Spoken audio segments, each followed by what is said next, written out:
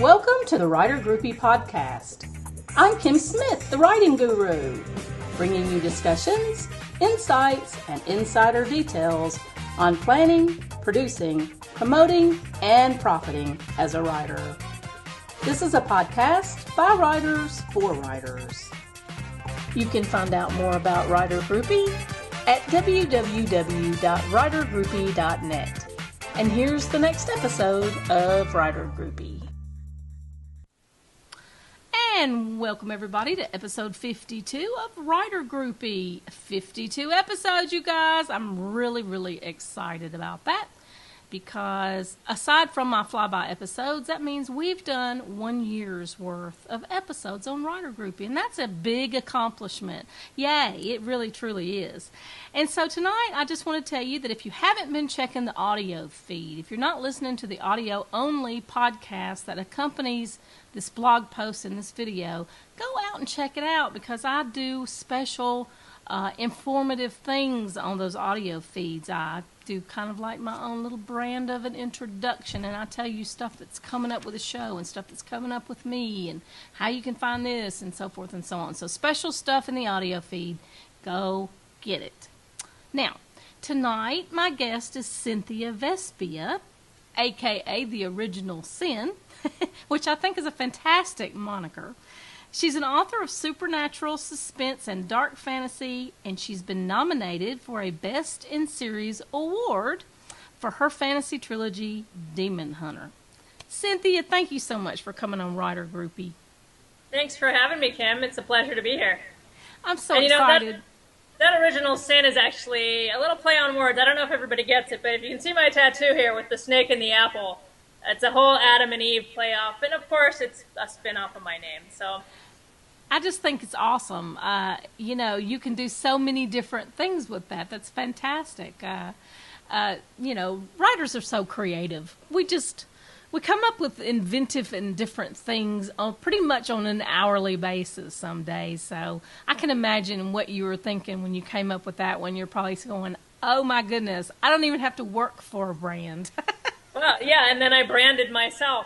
What happened was, I had the logo. You know how it's part of my my design services. So I had T-shirts made up, and I was wearing them around, and people started calling me Original Sin. So I thought to myself, now what if I had that on me all the time? And I'm not averse to tattoos, so that's how that was born. I'm telling you, we need to get into that too. I want to talk about your graphics company, your creative services side. You're an author, you're a video editor, you're a graphics designer. Is there anything you don't do? I don't sing or dance. Well, that's not true. I've done karaoke, but no, I like to have a full toolbox full of skills. I'm always trying to learn something new. I just took up painting recently. That's more of a hobby, but especially in this industry, it's very good to be able to cut out the middleman if you can. And I also like helping other authors in that respect because I see a lot of cover artists come down the pike who, A, they're not very good, I'm going to be honest. And two, they're also very expensive for being not very good. And we're all on a limited budget, we're indie authors, so I try to give you the best quality product and at the same time not, have you pulling the change out of your pockets. So. Yeah, excuse me. Yes, I agree.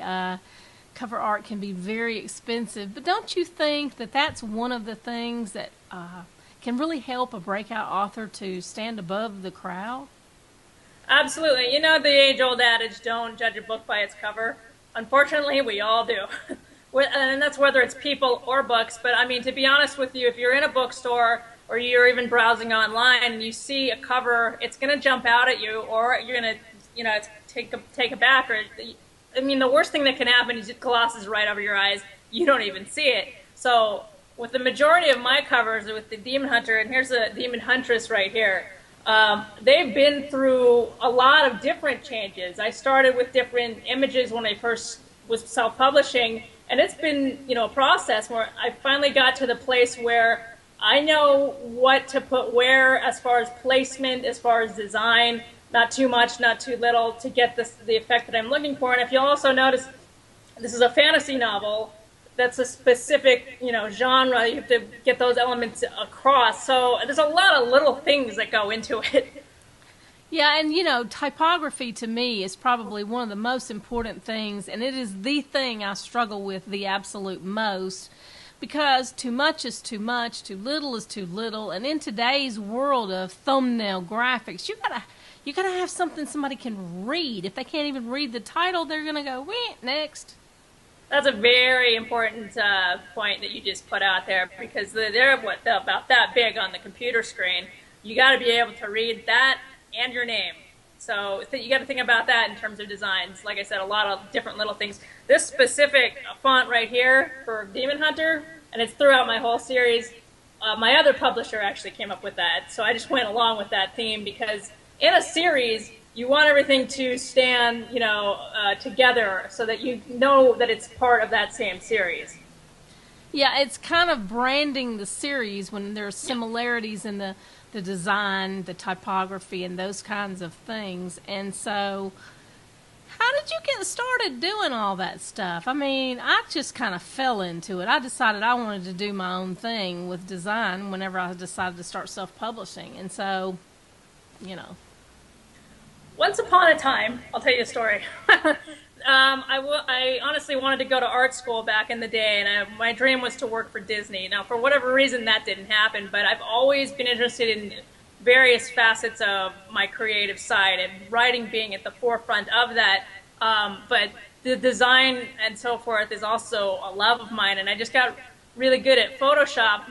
The reason I went into doing the graphics work for novels and so forth, my novels, Demon Hunter, as you mentioned earlier, with the award-winning trilogy, I got the rights back from my publisher.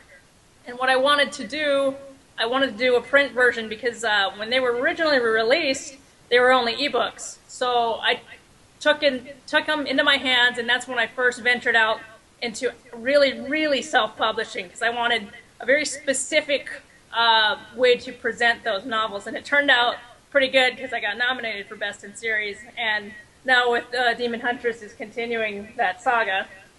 So that's really where that all got started, and then, like I said, from there it just kind of spun off to help other indie authors with book covers, swag, posters, videos, all of it. Now, you're so multi-talented. What would you prefer people to know you as? Would you prefer them to know you as the author? Are you more into the design? Are you more into the video? What do you do the most that really gets your wagons rolling?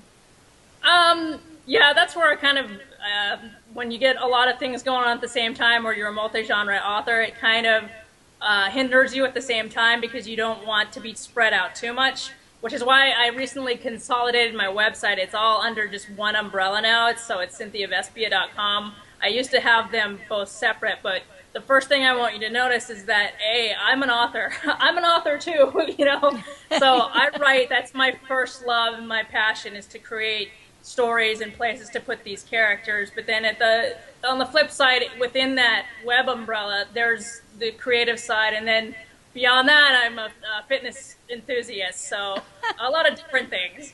Man, well, I ain't mad at you, as they say. I do a lot of that myself. My husband and I have our own video production company, so I'm definitely in on that side of it as well. But tell us about your writing life. Tell us about the Demon Hunter series. Is that what it's called, the Demon Hunter series?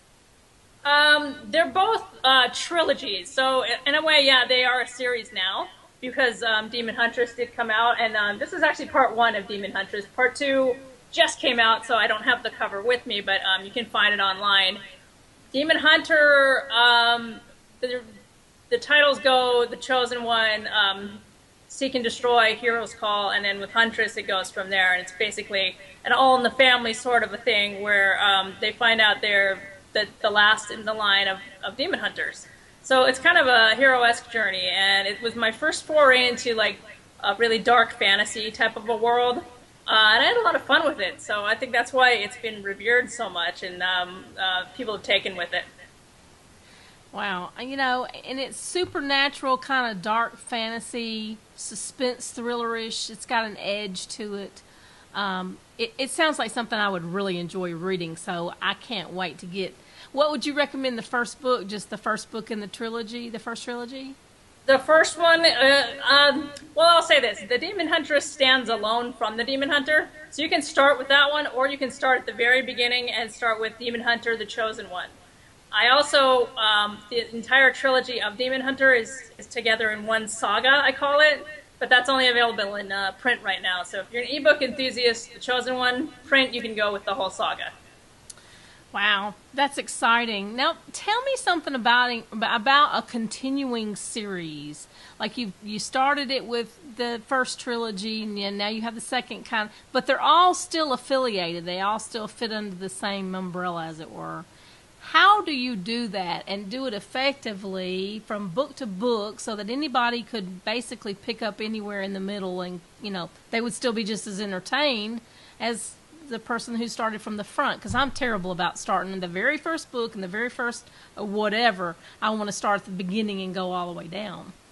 Right. And that's a really good question. What I've been noticing, because I am a student of my craft, I've been doing this for almost a decade. And I was learning that, recently the series has become one of the popular things because people like to become invested in the characters and they want to follow them from place to place and adventure to adventure. And you see stuff like Game of Thrones, that's why it's so popular, or Walking Dead, or what have you.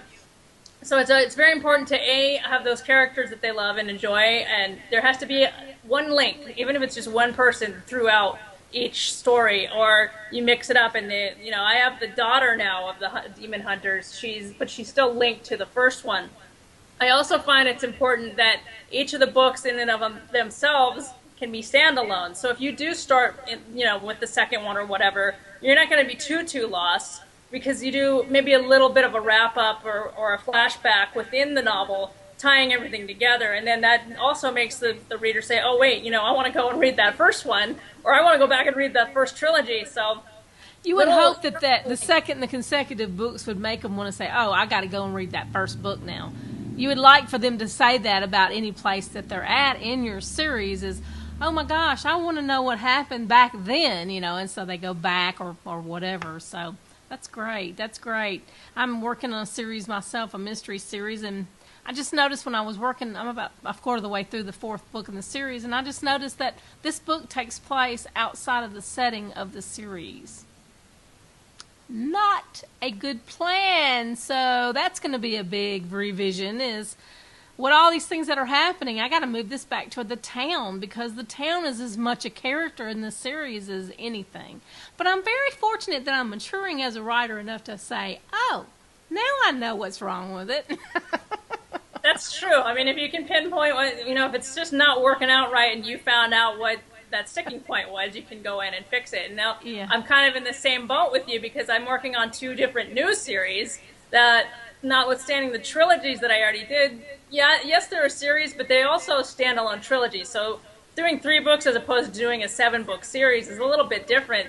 So this time what I've done is, and I don't plot a lot. I do like little snippets of what I want to happen. I'll do a full character setup, but this time, just to make sure that everything's linked throughout the series, I've written down a little bit more extensively how this is going to play out. And I keep having to go back in and tweak it, because I'm like, this is just not right, or I can add a little bit here. But it's kind of, both of them, they're 2 separate animals, but it's one of the biggest things I've taken on in a long time. So I'm a little excited about it. I actually just mailed out the manuscripts today to publishers, so Oh, yeah, great. That's awesome. And so, it sounds like you're just a really prolific person. You're really busy. So, something that a lot of people ask is, where do you find the time? Where do you, Cynthia Vespia, find the time to write multi-series, to do a book trailer for someone, to design the cover art for your own work? I mean, all the facets. And okay, now don't forget, we have to market this stuff too. Where do you find the time? There's a whiteboard right next to me with everything written down on it for the day. No, but I digress. That's the thing. You have to find the time. You have to make things happen. You can't just sit around and have your muse lead you. I try to write at the same time every day. If nothing more, I say get an hour in, at least. It's the marketing that trips me up, though, Cam. I mean, I don't know, what else to try. Everything under the sun I've done, and you go and you read these books in the shop, and it's all geared towards nonfiction. And I'm like, that's great, but what about us fiction writers? So look out for my first craft book coming out pretty soon. I'm going to write something about that. But yeah, you really just have to. There's 24 hours in the day. You can sleep when you're dead. How about that? Hey, I say that a lot. I do. And I would love it some days if I could be cloned, just so that I could get everything done in a day that needs to be done. But it's just not going to happen. And what worries me about that is, for a lot of authors, it's happened to me, but I've figured it out, but maybe it's happened for you also, is that you get this sense of overwhelm to the point where you can't do anything. I just kind of shut down. And at that point, what do you do to kind of get yourself going again when you've got so many irons in the fire that you really don't even know which one to do anymore. You're working so hard all the time. You're just going 90 to nothing all the time.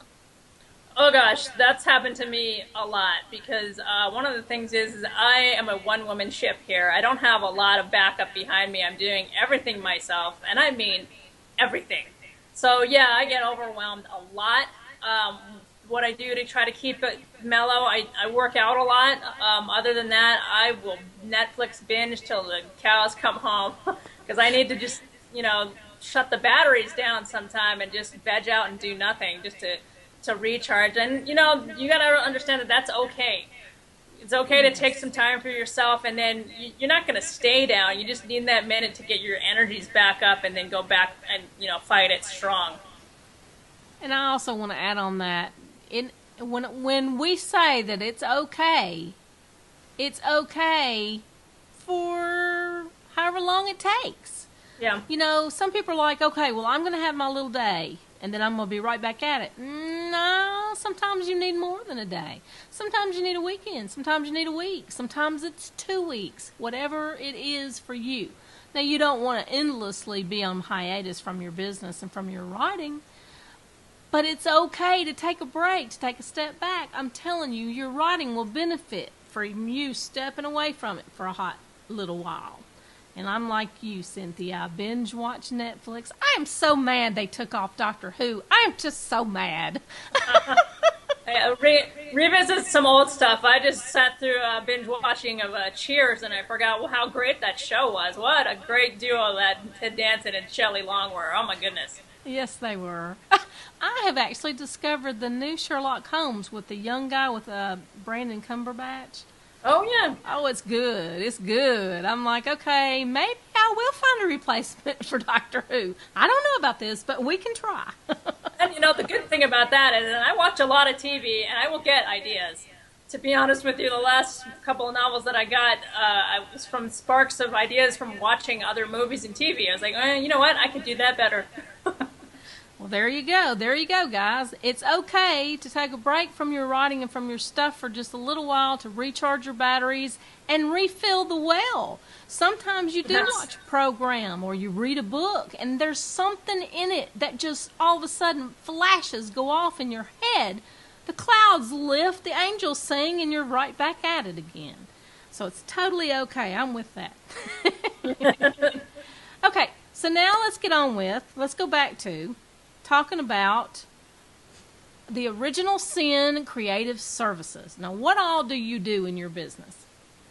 It's like it says in the title, creative services. So what it is, I don't want to say too much on the advertising side. I will create for you advertising materials. It's up to you then for it to go out and use those materials. But I do everything from cover design, posters, business cards, logos, websites, video editing, and if you're watching this and you're not an author and you're thinking, I can't use any of that stuff, if you're in your own business, yes, you can. So yes, you can. I implore you to check out my website, again, CynthiaVespia.com, and see a lot of the sample work that I have up there. And if you don't see exactly what you're looking for, feel free to contact me. My email is linked up to the website.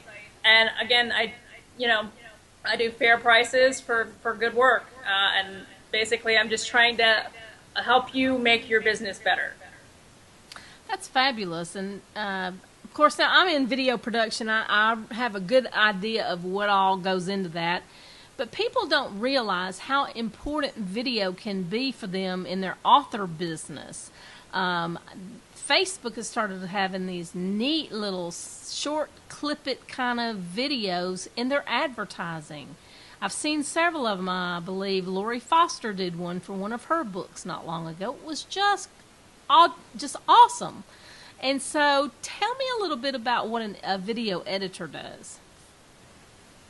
For me, it can be anything from a book trailer or commercial to if you do an actor reel, if you want to do like a video for somebody's wedding or school graduation, or even a business presentation.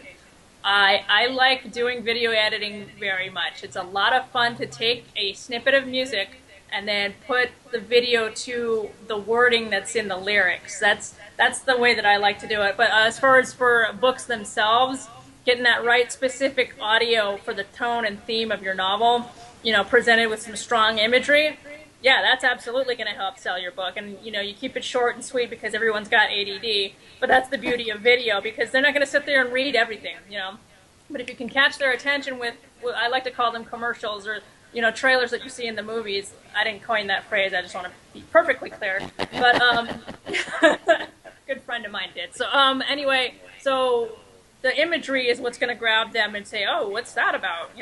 Maybe I should read that book.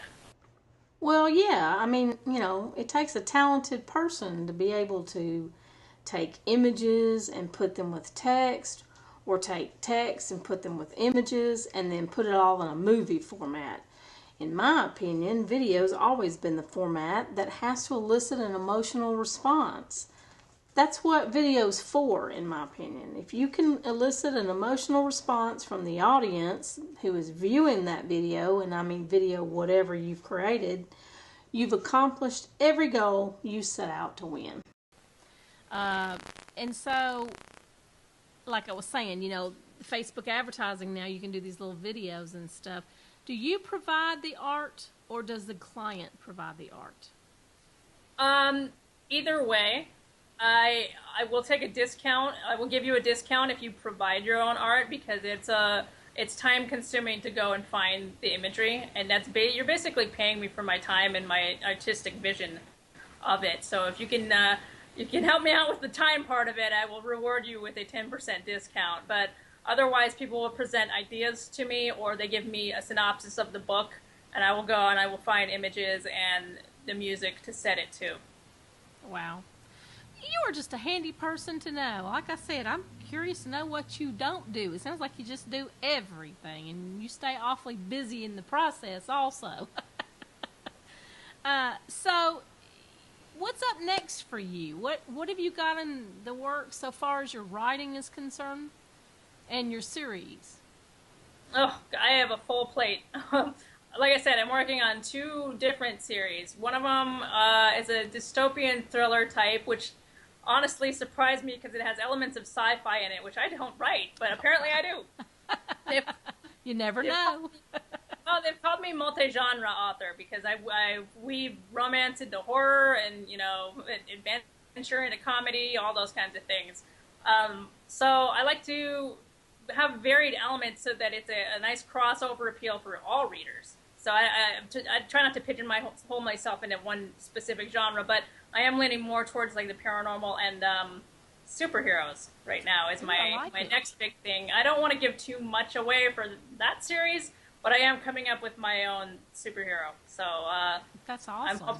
I'm hoping that one takes, because that's gained in tremendous popularity. I don't have to tell you that, but what's really growing now is the female portion of it. The girls are really getting behind it.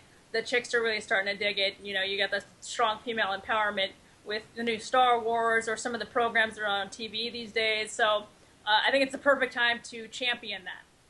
I agree. And I'll be excited to watch your meteor fly across the sky on that one, because I think that one's going to take you a long way. From your lips to God's ears. Yeah. So. All right, well, we're getting down toward the end of the show already, which just breaks my heart because I'm having a blast. Yeah. At this time, I kind of like to get my guests to share their thoughts for an aspiring author. What is it, something that you wish someone had told you when you were first starting out that might have, saved you time or prevented a heartbreak or, those kinds of things? If only I could go back in time and tell myself these little nuggets of wisdom. But I've learned a lot of different things over the years, and I will give you a couple right now. One of them is keep your butt in the chair, which don't let the procrastination or the distraction, especially in this day and age, you can be distracted from everything. So I would shut down, go where you can get the work done.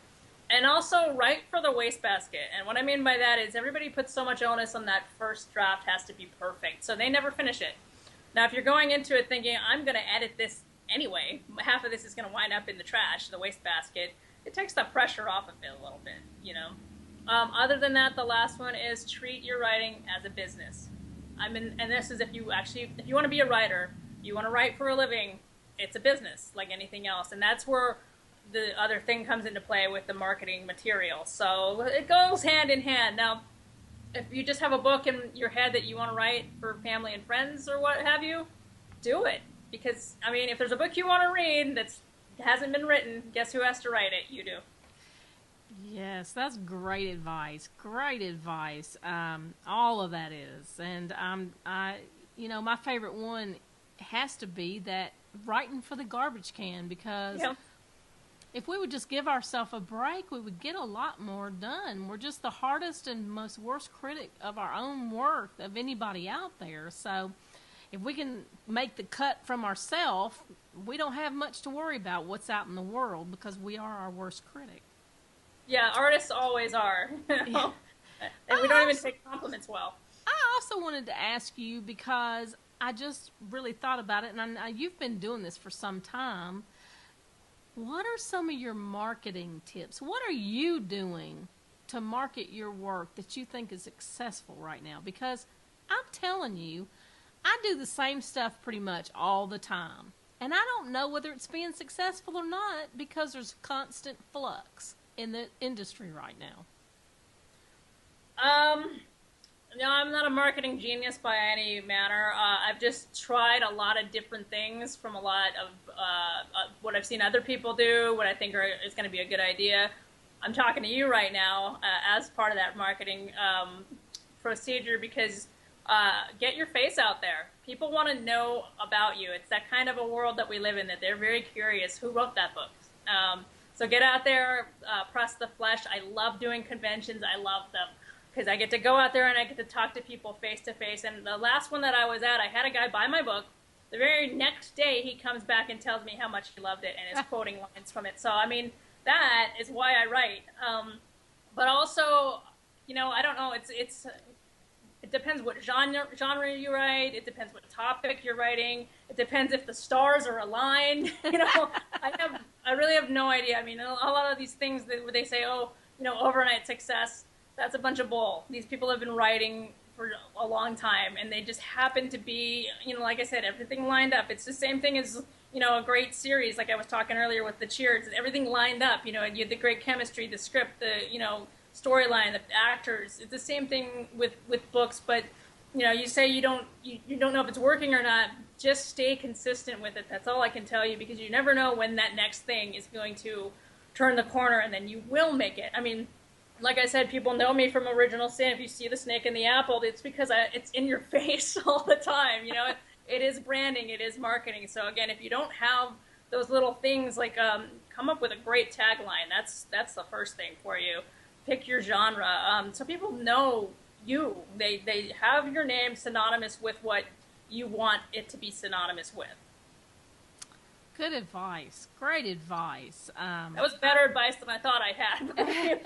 Well, you're like me, it's almost like throwing spaghetti at the wall to see what sticks, and sometimes nothing sticks, and then you feel like, well, heck, I don't know what else to do. I'm just going to go write another book. And to be honest, I think sometimes that might be the best, thing that you can do as a writer, is just write another book. You'd be amazed at how many people will show up to read the second one, didn't have a clue about the first one, but by George, when they finish that second one, they're going, I like that, let me go get the other one. Exactly, and that wraps back into the series because you've got the characters that they're falling in love with. So, yes, write the next book, but at the same time, don't abandon that book that you did write. You got to still keep nurturing it. So it's a big circle. Yeah. Oh boy, is it ever. Well, listen, Cynthia, it has been fantastic having you on Writer Groupie on episode 52. And, I always invite my guests to come back. You're welcome to come back anytime. Maybe when you get the next series rolling and you need a little boost and you want to just come and tell people about it, give me a call because I'd love to have you come back on anytime. Absolutely. That would be great. I've enjoyed myself. It has been fun, fun, fun. And I'm going to be following you around the internet, and I want you to tell everybody out there where they can find you also. You can find me on all the social media channels. So I am on Facebook under /author Cynthia Vespia. Or if you find my personal page, go ahead and friend request me. I don't discriminate. I am on Twitter under Sinful Charm, YouTube under Sinful Charm. That's CYNFULCHARM. And also, everything's umbrellaed under my website, cynthiavespia.com, which I'm sure is going to appear right here at the bottom, right? Yes, absolutely. And you guys, if you haven't gone out and subscribed to the Writer Groupie YouTube channel, go do that so that you don't miss any of these episodes. And the iTunes channel also, you can become a follower of us there. And you want to be a part of the Writer Groupie episode 53 coming up next. Cynthia, thanks again. I'll be chatting with you soon. Thank you so much. Thank you for listening to this episode of Writer Groupie. For booking information, show notes, and more, visit writergroupie.net.